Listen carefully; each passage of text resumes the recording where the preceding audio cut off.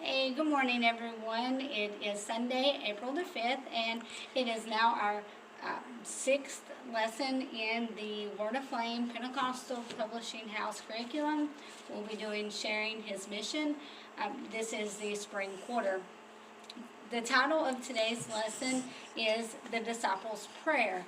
Now, I don't know about you guys, but for some reason it feels like since everything has been slowing down, time is speeding up. I feel like I just stood here yesterday teaching last week's lesson.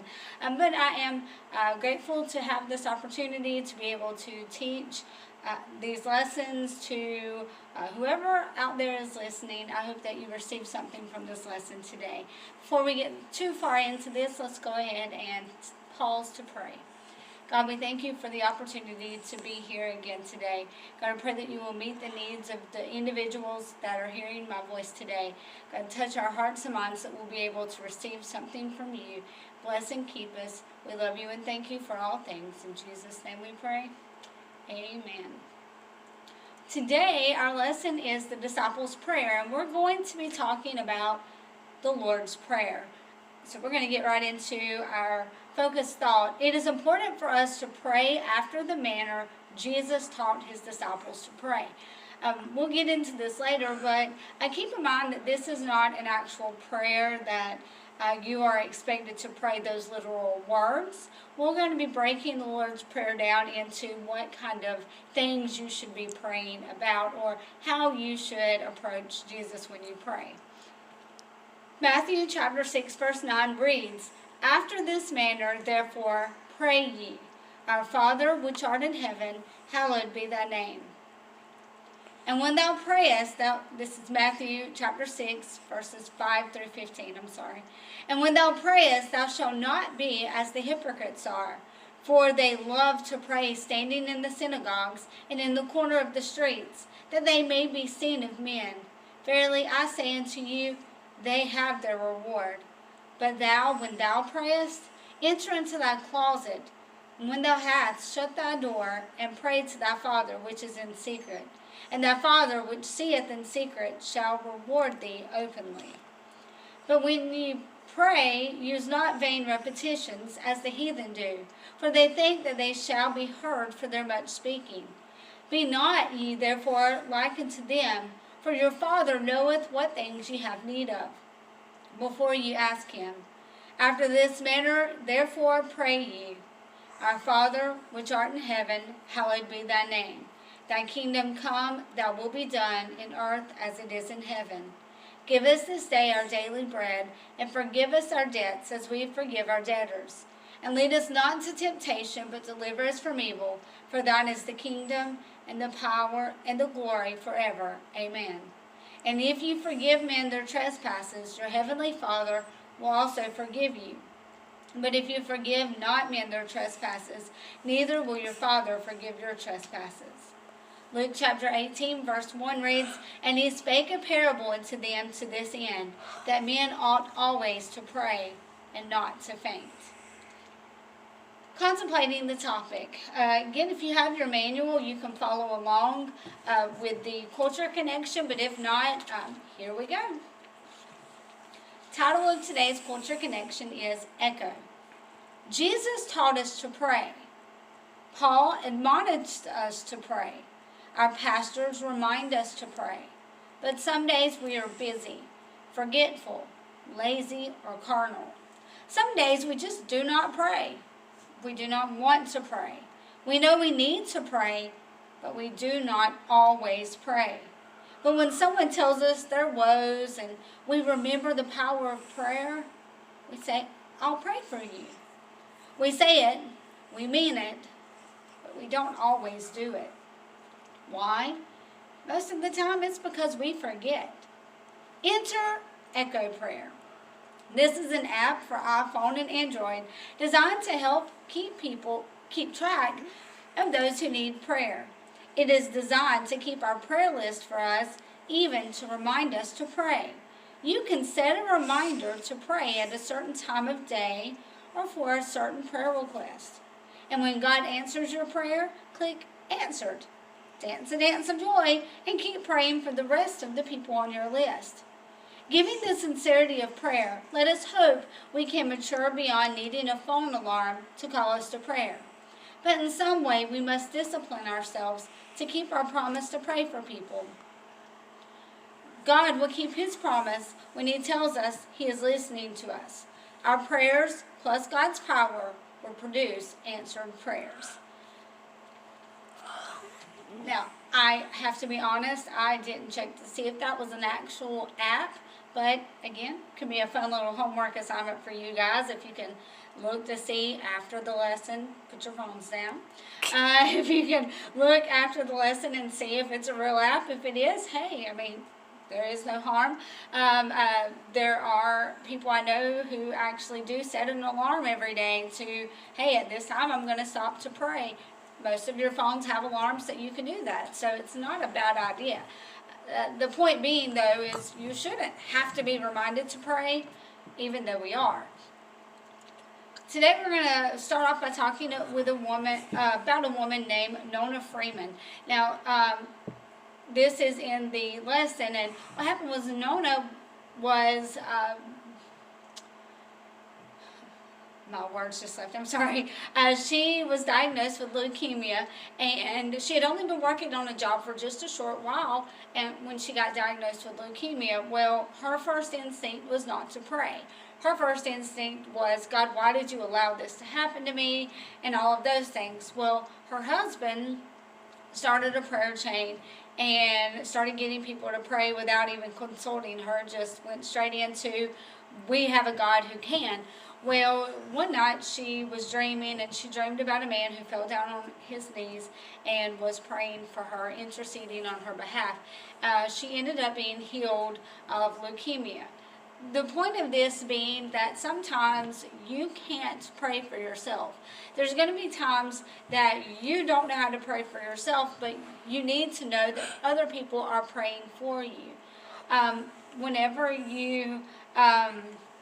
And you should also be praying for other people, because there's other people that you know who can't pray for themselves either, and they need you to intercede on their behalf. And we're going to touch over ways that you can pray for people, and different ways that you should approach the throne room of grace.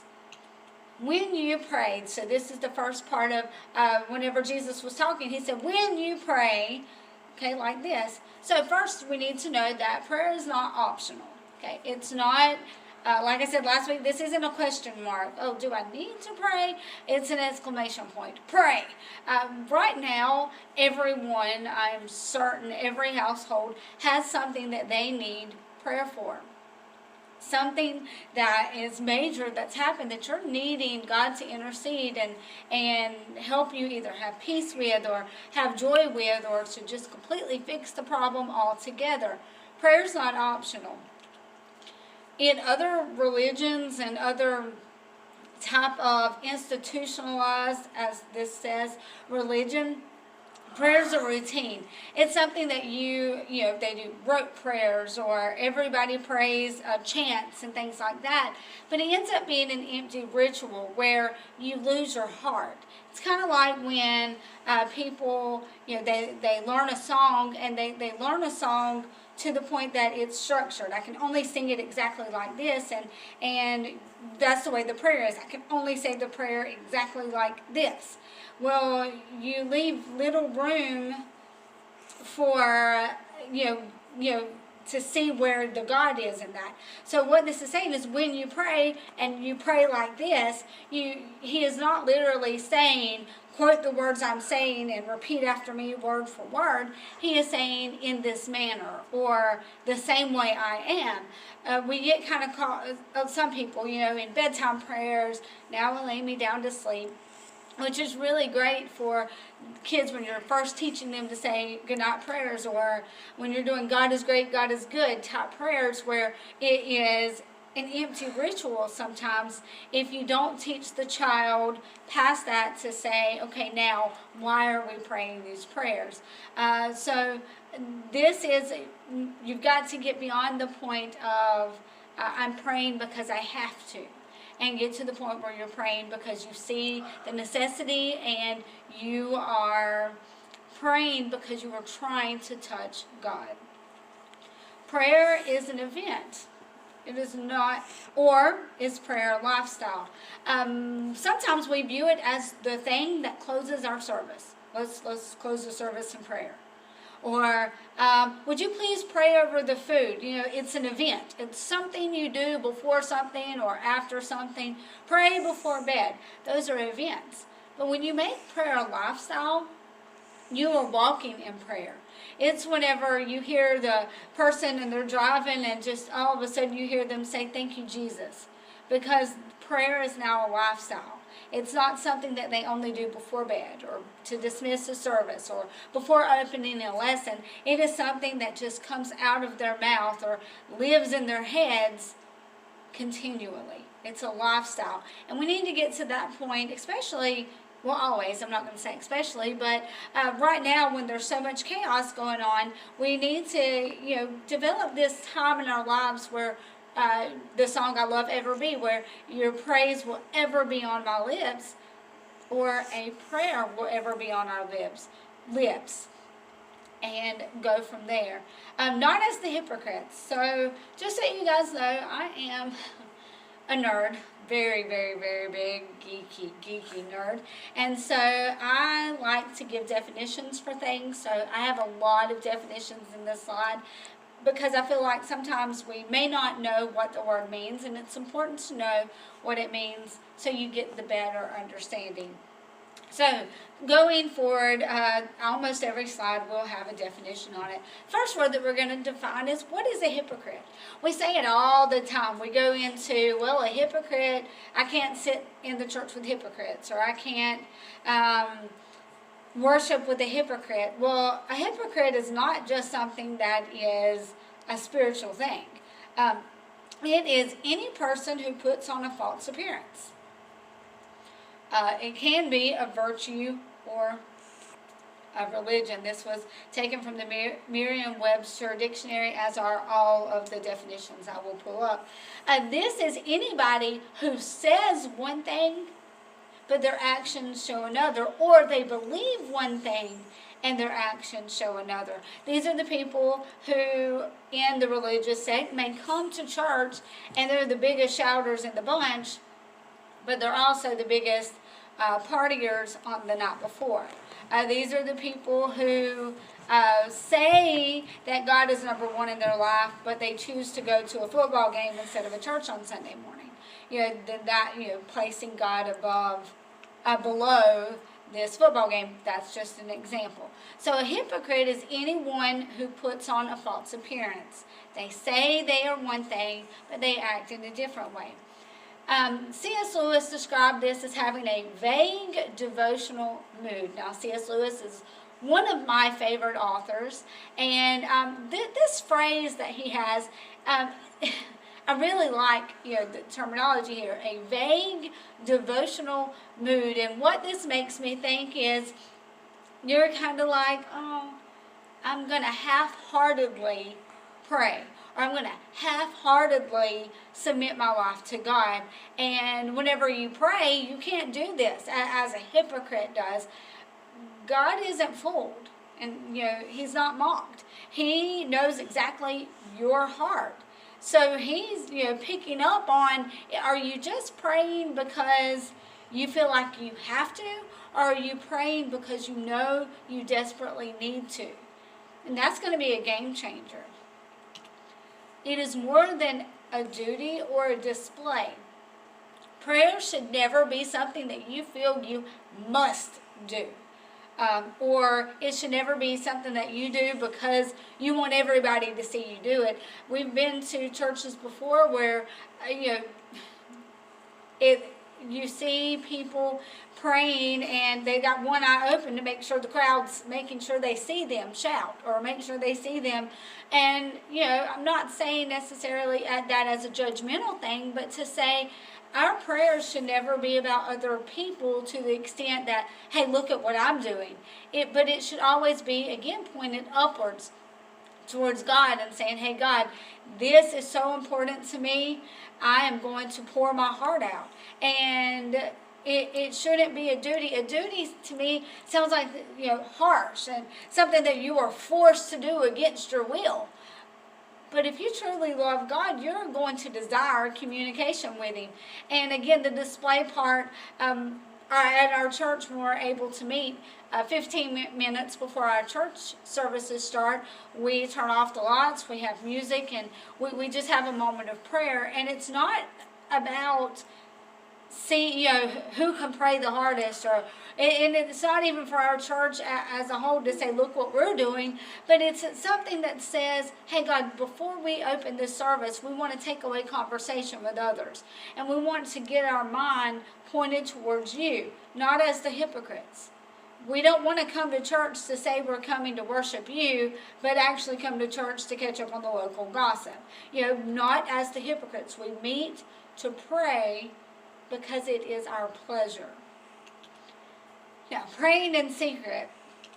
The Bible talks about going into your closet, and you may not actually have a literal closet that you can go in to pray, but there should be somewhere that you can go and be alone. For some people, maybe you're a truck driver and it's the cab of your truck and you are praying while you're on the road. For some, it may be your backyard swing, and you sit in it alone and you pray. For me, everybody who knows me knows it's the shower. It's about the only place I can be alone, so I'll go into the shower and I will pray and turn my heart towards God, and that's my prayer closet. The thing is that we're called to be the light of the world, and the light of the world comes from God in us. The light others see in you when you are out in the public is going to be a direct fuel from our private life, our private prayer life. If you're not connecting with God and getting your gas tank filled up in private, it's not going to show too well in public.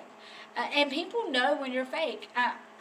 Going back to hypocrites, people know whenever you are not who you say you are. Now, they're going to nod and smile and play along sometimes, but people are not quite as fooled as you think they are. So the same thing here, when people are watching your life, and I promise you they are watching your life, they can pick up on who the prayer warriors are. The way I know that this is true is right now, if anyone I know gets sick, or anyone I know gets hurt, or there's a catastrophe that happens, if I tell 10 people, all 10 people are going to ask me. If I tell 10 people to pray, all 10 people are going to ask, have you contacted Sister Jerry Crow? Because we know, based on what we see in her public life, that she has a powerful, personal prayer life. Sister Crow, I hope you don't mind me using you there. But the thing here is you see it evident in the way that they live if they have a strong prayer life. Now, you may still ask people to pray because you don't know exactly, somebody else may be a little more shy and withdrawn in the way that they pray, but we know without a doubt she's going to reach the throne room. So, hey, get on the phone, find somebody to get Sister Crow praying. Well, we should get to that point in our lives where someone says, hey, I don't know what it is, but I've got to get in touch with you because I know you are going to pray for me and you are going to mean what you pray. Fancy public versus powerful private. You may be the most eloquent prayer person. There are people who are asked to pray over the food, and 45 minutes later they're still praying because their words are just perfectly placed with the exact right educated words, but it's empty. It holds no value.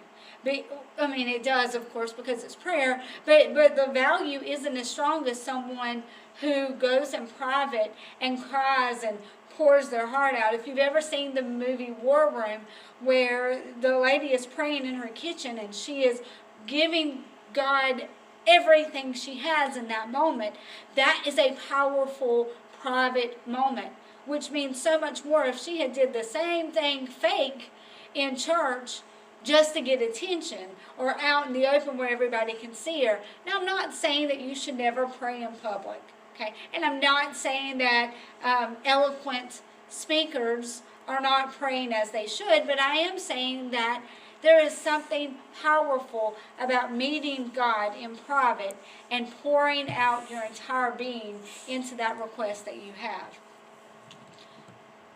Vain repetition.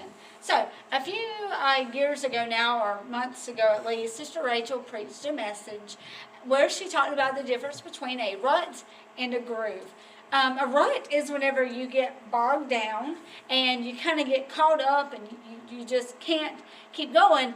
A rut is always viewed in the negative. And this is whenever you start praying and it's more of a because I have to prayer. Oh, so-and-so called me, I've got to pray for them. And you just feel like your prayers are hitting the ceiling and you are not going anywhere. These prayers aren't being answered. But on the flip side, she talked about a groove. A groove is a rut. It's the same thing. It is a deep incision that something's going around and around. It's a groove. And in it, but with a groove, you're seeing that it isn't pointless. Yeah, I'm doing the exact same thing, but it's not pointless. And I'm not doing this just because, or my prayers, maybe I don't see the answers, but I know somewhere God is answering them and my answer's coming. We talked about being groovy. Getting out of your ruts and stop, and viewing your prayers. Vain repetition is whenever you're in the rut and you're just repeating yourself and you really have no purpose or desire behind it. But the grooviness of this is whenever you are repeating it. Maybe you're going to God again and again and again with the same prayer request, but you're not doing it in vain. You're not just doing it because you feel like you have to. You're doing it because this need is so important. So there's a difference between a rut, negative, vain, or a groove, which is whenever you are repeating it, but for a purpose and for a specific need. Prayer is a conversation. It is fluid, flexible, and connected. So, got two little stories here about prayer being a conversation. So, this past Friday, two of my three daughters and I got together and we painted their rooms. They each have their own rooms now, and my oldest daughter, Samantha, we spent about 4 hours painting her room, and for 4 straight hours, she talked. For 4 straight hours. I didn't get to say a word. She would talk and talk and talk and talk and talk, and then she'd say, "Right, Mama?" And I would say, yeah. And she'd talk and talk and talk and talk and talk. "Right, Mama?" "Yes, Samantha." And then we'd go on, and she'd talk and talk. So finally, I was like, okay, now it's time for Rebecca, my middle daughter. We're going to go paint her room. And I was like, yes. I'm going to turn on Bon Ray Kids, as she calls it, and we're just going to jam out and paint this room. No. For the next 4 hours, Rebecca talked and talked and talked, and, "Right, Mama?" "Yes." And she'd talk and talk and talk, and, "Right, Mama?" "Yes." That was not a conversation. Now, I absolutely loved every minute of it because I don't usually get them separately. All three of my kids are usually piled on my lap all at the same time, or we're crazy busy doing our own things. But prayer is a conversation. Sometimes, though, we go to God and we kind of, "Right, God? Right, God? Right, God?" And we don't give him even a chance to respond because it's not fluid. It's not connected. It's just us bombarding heaven with a bunch of stuff without ever taking a moment to just let him talk back to us. That's whenever it gets to be vain. Vain or in vain. Whenever it serves no purpose, you're just talking. Now, don't get me wrong. Samantha and Rebecca talking to me for 8 straight hours served a purpose, okay? They were connecting to me, and they enjoyed themselves, and I absolutely loved every minute of it. But it was not a communication of sorts. So you've got to make sure that you are leaving God room to pour back into you. On the flip side, last night, I was talking to my friend, my best friend. I have not talked to her in a while, and I had to call her and kind of tell her, hey, quit buying my kids stuffed animals. And so I'm talking to her, and it was supposed to be this short 2-minute conversation, and I had 2 things to tell her. I was going to get off the phone because it was late, and I knew, we had other stuff to do. An hour later, we're finally going, okay, really, we're hanging up this time. Because it was an open, fluid, flexible, connected conversation. Every time one of us would think, hey, we're going to hang up, the other one would say, oh, by the way, what about, oh, hey, I forgot to tell you, or whatever. And there was this conversation going back and forth. That is what prayer should be. Now, I'm not going to say that God is going to boom voice speak to you from heaven, but you should feel in your prayer life, you're bombarding heaven, and then you should wait for that wave of peace, or that wave of joy, or that wave of everything's going to be all right. If you don't wait for that moment, then you end up just popping up just as stressed out as you were going into it. Kind of like I was when painting the rooms with my daughters.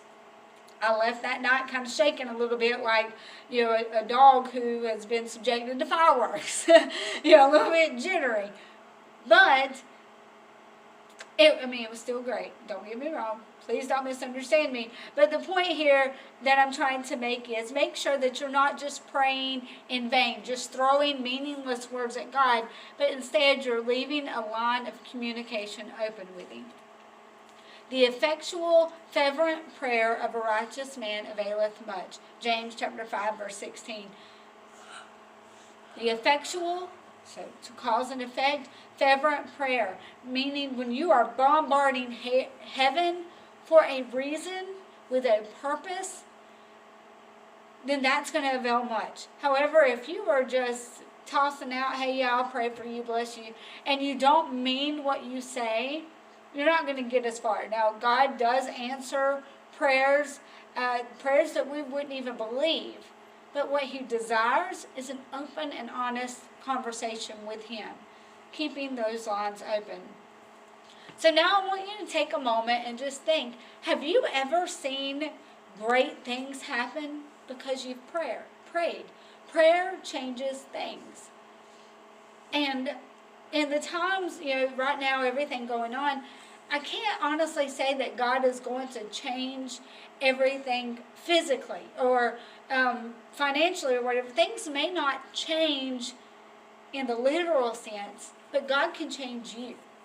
God can change your perception of the way that you view something, or He can change your emotion. He can give you peace or joy or understanding or comfort your heart. Your situation may not exactly change. For example, maybe someone that you love has passed away, and you are grieving deeply. Well, you can pray. That does not mean that person is going to rise from the dead, and you're not going, probably not going to go sit down and eat supper with them that night. But what God can do is comfort you and give you peace. So that is some things that prayer can change. Sometimes we want God to fix things that He doesn't want to fix because it's not His will. We have to accept that sometimes His answers are not literal changes, but He changes us. He changes our mind. He changes our viewpoint. And that is still an answer to the prayer. After this manner, a pattern prayer. Here, He's giving you a pattern to go by. This being like if you are sewing and you'll have this pattern. It doesn't mean you have to use the exact same color material the picture uses. It also doesn't mean that you have to do it exactly the same way. Now, if you're a beginner, you're going to follow the exact pattern as listed on that form, on the book. But if you are an expert, you're going to kind of look at that pattern and say, hey, I'm going to go by this design, but you're going to throw in some flair.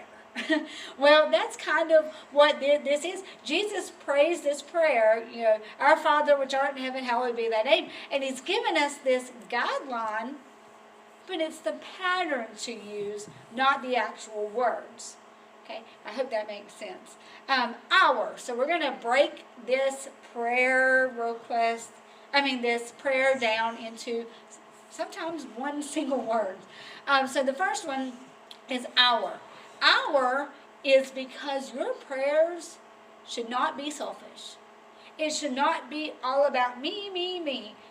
Our speaks about everything. Society, the world, because he is everybody's Father. Our focuses on unity, even when it's in your private prayer. Whenever you're in your prayer closet and you're praying, our God, our great God, you're reminding yourself that you're not alone in this. You're not by yourself. There's unity because other people are praying in the same like manner. Then we're going to open with praise. Our Father who art in heaven, hallowed be thy name. So this is a praise. I define the word praise, and it is to express a favorable judgment of. Okay? I love this definition because what it says is you are judging God and saying, who are you? I'm going to give you a description, some adjectives I'm just going to chunk at you. And so this particular adjectives that they chose, or descriptive words, the way that Jesus is describing God is first a father, and then hallowed be thy name, which means reverence and giving respect to. Whenever you are praising God and you open up your prayer and you're giving thanksgiving, or you are saying, God, we just want to take a moment to thank you for who you are, for your greatness, for being a healer, for being the giver of peace. Okay, take a moment when you pray to praise God, to express a favorable judgment of him, to say, I know exactly who you are, God. Define him in some way. Now, he is completely undefinable, but take a moment to pick a word that does describe him and chunk it at him with all the passion that you have. Effective prayer begins with praise, because you are, in that moment, you are already turning it outward and upward. Okay, you're not making it about you. Too often we want to hit our knees praying, God, I need you to, blah, blah, blah. Well, if you'll focus upward and outward, you're going to get his attention. Okay, everybody likes to, be, high-fived and attaboys or whatever. And God desires the praise of his people. And you're going to get his attention. Yeah, hey, what you got to say down there? I want to listen to a person who's grateful, and a person who's thankful, and a person who is going to worship me. And I'll turn my ear to that. It's not that he wants someone that just goes to him straight with a need, but when you are really effective, it's when you know that you've got to approach the throne room in a way that's going to get his attention. Confidently approach the Lord with the right focus and with respect. Okay, hallowed be thy name. Going to him saying, I know you are great, and I know you are able, and I know you can. Go outward and upward. Okay, lift him up before you start throwing your request up. Okay, then we're going to pronounce. Thy kingdom come, thy will be done on earth as it is in heaven. Now, I was like, what in the world is pronounce? What does this have to do with anything? It's going to make sense.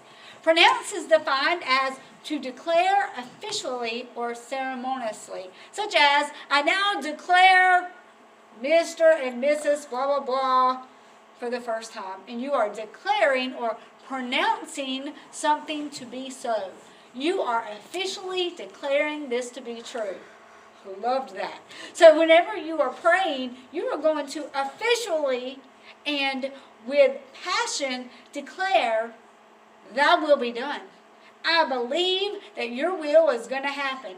And you are affirming what you know to be true. Not some simple little timid rabbit, kind of thing. But this is when you're going in like a lion saying, I know it to be true. I am declaring with everything within me that I know who you are, God, and I know you are able. Focus on his will and his desires rather than our needs and wants. Whenever you go into it saying, God, I'm trusting your will. Here's my request, but I'm trusting your will. That's going to put a better perspective on it. Our perspective, our perspective will change. We've got to get a God view. Okay, and what that is whenever we are looking through the eyes of God and saying, God, I'm going to trust that you know what's best. I'm going to trust that you're going to work all things for my good. And when you start your prayers out automatically declaring that God knows best, that you are God and I am not, then your perspective is going to change. Because you're already turning over your will to His before you even ask your request. Before you even get started, you are already submitting to His will. And that's a powerful thing. Then we're going to petition. So a petition is defined as an earnest request. Now, earnest meaning heartfelt or very strong request. Now, right now, we probably have a long list of earnest requests. But one of the most powerful requests that we should be approaching is Satan's attack. Right now, we're being attacked a lot spiritually and emotionally, physically and financially. And Satan is going to attack in three ways. First, he's going to start within our being. And he knows what is going to appeal to us, and he knows what's going to break us down. So he may already know that you're not all about finances, so I can't touch your finances, but I'm going to touch your health. Or whatever the case is, he's going to attack your individual person. Then if that doesn't work, he's going to start using your friends and the people around you. Nobody likes to see the people they love suffer. So this is whenever, if it didn't work, starting with the individual, he's going to start pressuring you from the outside. Maybe this is when a loved one gets sick and you are now, instead of focusing on God, you're focusing on that illness. Or maybe it's whenever those around you are losing their jobs and you can't focus on God because you're stressing out about their needs. You start looking at everybody around you, and Satan is distracting you from what God would want to do in your life. And then he starts doing things behind the scenes. He is a sneaky little thing. So this is whenever he starts sneaking in confusion and doubt. I don't know if you've been watching the news lately, but there's things on there. It's not like, straight out, hey, I'm talking to you. But as you're watching it, you start getting fearful and anxious and worried and tired. And all of these negative things that are not of God starts attacking you. Because it's subliminal. It's behind the scenes. So Satan is going to attack us in these ways.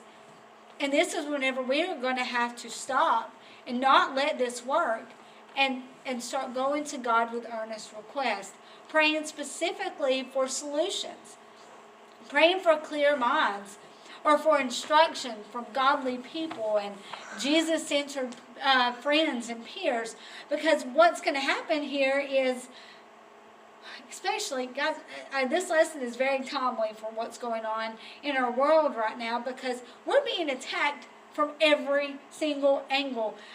Every single family I can think of is being attacked financially, physically, emotionally, and spiritually. Just all these attacks coming at us, and we're going to have to hone in and focus and pray. Pray for peace. Pray for comfort. Pray for joy. Pray for us to find a way to be content in the moment that we're at right now. Praying for solutions that are going to work, and petition God and say, God, here's my petition. My petition is, I have friends who have lost their job. God, help them. Help them, find a way out, or help them, help me be a help to them in some way, or whatever it is. But pray specifically and petition God earnestly for these specific requests as they go forward. God will supply the needs. He will give healing. He will give financial supply or joy or whatever it is you're asking. But remember, as I said before, sometimes his your request may be met with, I'm just going to change you. I'm just going to change you. And whenever that's the case, that is still an answer. And remember that sometimes God's answer is no. Sometimes God's answer is, I'm not going to heal you. But instead, I'm going to use this for my good. Maybe it is, I'm not going to give you a financial blessing right now. My answer is no. But instead, I'm going to give you a peace and a way to move forward to where you're never even going to miss the money. An example of this is, the week Samantha, my firstborn, was born, my husband lost his job. Matt got laid off, a whole company-wide layoff, and we're like, what are we going to do? We bought a house, we have a baby, how are we going to do this? And God's answer was not, oh, will you get your job back? Instead, somehow, I do not know how, but we paid all of our bills. We never got behind. We had food. We did not starve until he got another job, on him making just the small amount of unemployment that he got at the time. Because sometimes God's answer is not, oh, here's your job back. This is what you prayed for. Sometimes his answer is, hold on, I got something better. You just have to trust him in that. There's promises all in the Bible, and there's promises of provision and prosperity and abundance. But please know, I'm not a prosperity preacher. I do not believe that everyone is going to suddenly be rich because they believe in God. But what I do believe is that your prosperity is going to be found in things so much greater, like getting to spend 4 hours shut up in a room with a 10-year-old. That, to me, was worth every bit of money the world could offer me. Okay, then for an hour later, being shut up in the room with a 6-year-old. Provision. That is just your basic needs being met, and then abundance. Maybe it's an abundance of joy, an abundance of happiness, an abundance of contentment. And if it's none of those things, maybe it is just simply knowing that there is a promise of heaven where there will be an abundance of food, an abundance of laughter and happiness and healing. Well, no, not healing, because there's no sickness, but the fact that you will be healed, your body will be perfect. So all of these things, if it doesn't happen here, it will happen in heaven if you keep your focus right. He becomes the daily bread that we need to stay alive spiritually.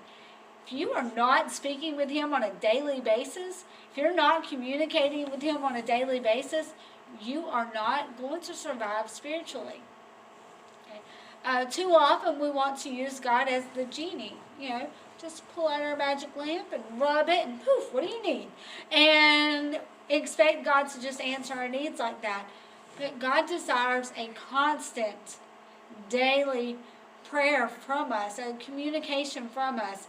And that is going to help us stay alive spiritually. Right now, more than ever, we need to stay alive spiritually. Okay, it is so easy to start doubting God and questioning God because there's so much madness going on. But this is a time when we should be saying, hey, God, I need to talk to you, and developing a spiritual relationship with him. All right, so this is penitence. And this is what got me thinking I should define these words. Penitence, what does that mean? And so here it says, forgive our debts as we forgive our debtors. Lead us not to temptation, but deliver us from evil. Penitence is defined as sorrow for sins or faults. This is whenever we go in and we are requesting forgiveness for ourselves. And we're asking God to forgive us for our sins or the things that we've done. Problem is, too often our lives, we aren't doing that to other people. We are quick to hold grudges or be angry at people for things that they've done to us. Maybe it's you won't go to church because you were hurt 20 years ago or whatnot. And so, but you're wanting God to forgive you. Well, there's got to be a point where you've got to say, hey, I forgive others because I want God to forgive me. Okay. And that is a hard thing to do. It is so easy to hold on to the wrongs that we've had in our lives. But if we will just forgive others and be in harmony with others, then we can be in harmony with Jesus. This prayer helps us stay alert and to place hedges of protection around others and around ourselves. This, you can pray, hey God, put a hedge of protection around my babies. Put a hedge of protection around those I love. Everybody right now on social media is doing the red cloth or the ribbon or whatnot to symbolize the Passover. You know, saying, hey, I'm protecting this household. This is a great thing here. Lead us not to temptation. Deliver us from evil. And you can pray that for others and for yourself. God, protect us. We call out the strong man by name and tell him the edict from heaven. This was a direct quote from the book, and I absolutely loved this. And that should be edict, not edit. But anyway, we call out the strong man by name. This was whenever you are saying directly into your problem, you're calling it by name, and you're telling it, that's not what heaven says. This is whenever you demand for sickness to leave. Or when you demand for this attack that's coming at you to stop. I kind of got a kick out of Facebook where it said, the devil whispered into my ear that, he was the storm, and I told him, get 6 feet away. Well, this is whenever you start declaring to Satan who he is. We had a little lady in our church who, she's passed away now, but she used to say, he's a dirty dog, kick him away. And here you are, this is whenever you are telling Satan, or you're telling your problems, hey, I don't answer to you. I don't answer to you. I answer to heaven. And what heaven says is, I can have peace. I can have joy. I can have healing. And you can't take that away from me. This particular quote, my favorite in this whole lesson, we call out the strong man by name. We call his bluff. We know what you're doing. We're not blind to your devices, and we're not accepting it. Because you do not have to accept the curse that Satan has put on you. Then proclaim, for thine is the kingdom, the power, and the glory forever. Amen. We may glance at our problems, but we cannot keep our focus there. Okay?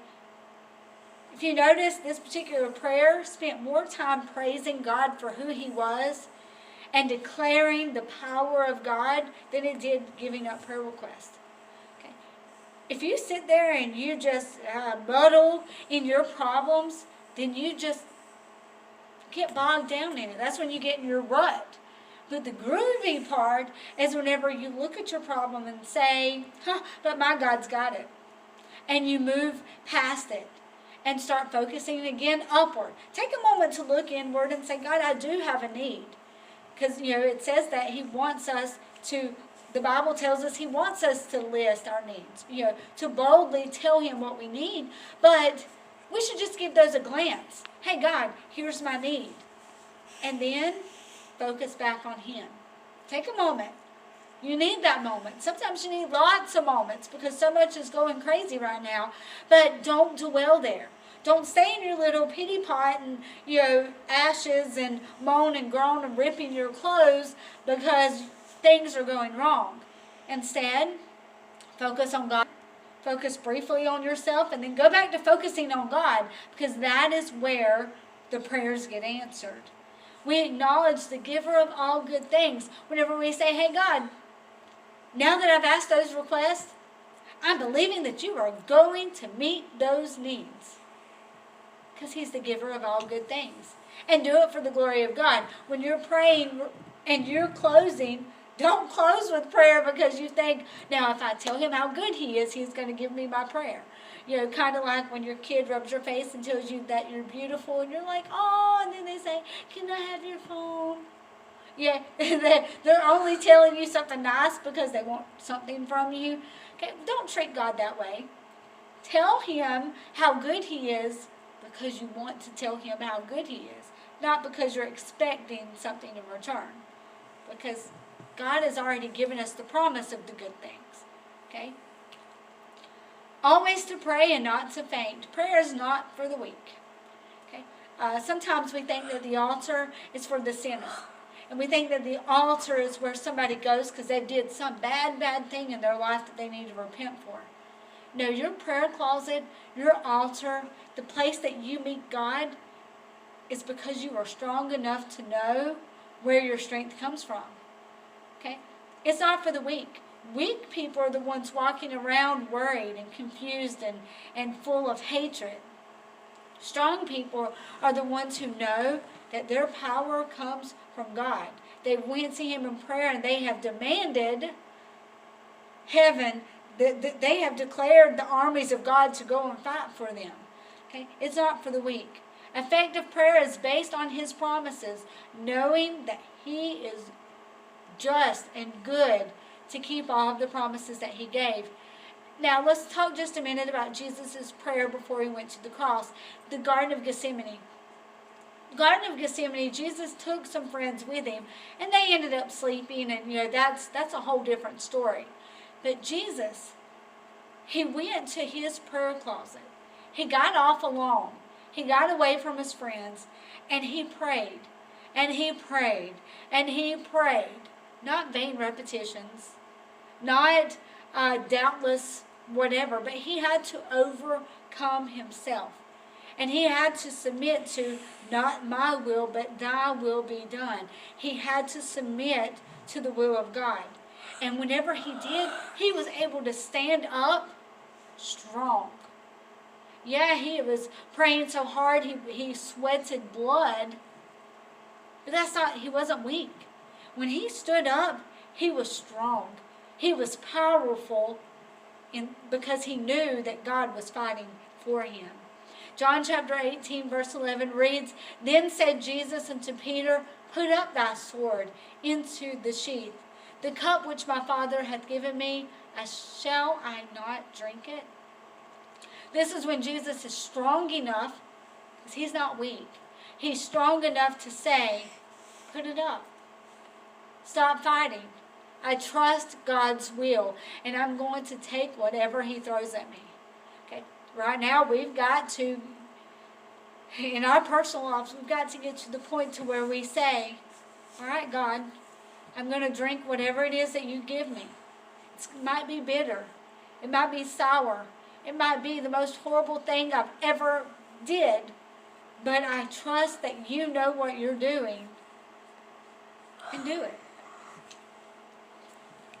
In closing here, I found this picture, and it's a man. He is praying. It says, Lord, hear my voice. And beside that, I have a caption that reads, when you are worrying, you are not praying. So stop worrying and start praying. When you're worried, you're focused inward. And all these messages, we're talking about sharing his mission. We've got to stop focusing inward and start focusing outward. And I know I said that last week and the week before, and I'm going to probably say it again because we have to do this several more times. But the point is, we've got to get the focus off of us and back on God and on other people around us. Stop worrying. If you are worried, if you are scared, if you are overly concerned past the point of rational concern, then you can not get your prayers aligned right. Once you start praying and focusing on God and on his goodness, you're going to find a peace and a comfort that you can't possibly imagine. So I challenge you this week, today, and the rest of this month while we're on this lockdown and everything is going on, to stop worrying about your situation. Worry does nothing. It solves nothing. Start praying instead. Okay, become a prayer warrior for yourself, for your family, for your community, for our nation. Right now, You cannot run out of things to pray for. There are so many things to pray for. If you need some things to pray for, you pray for the sick. Pray for your, what we're calling essential workers right now. Pray for them. They're on the front lines of battle. Pray for our children. Pray for the nation as a whole, our economy. Pray for your spiritual life to not falter during this time that you are not able to meet collectively. Pray for your pastors. Please pray for your pastors. They are not. I'm not the pastors here, but we as leadership, we're not dealing well with not having our services.